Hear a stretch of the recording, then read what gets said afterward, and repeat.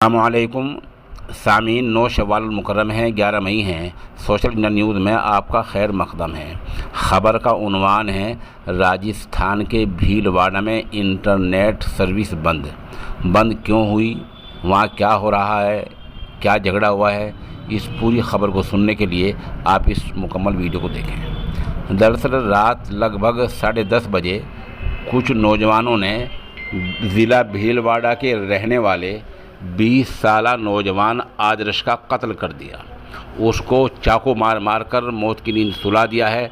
वहाँ हालात तनावपूर्ण हैं, हालात कशीदा हैं।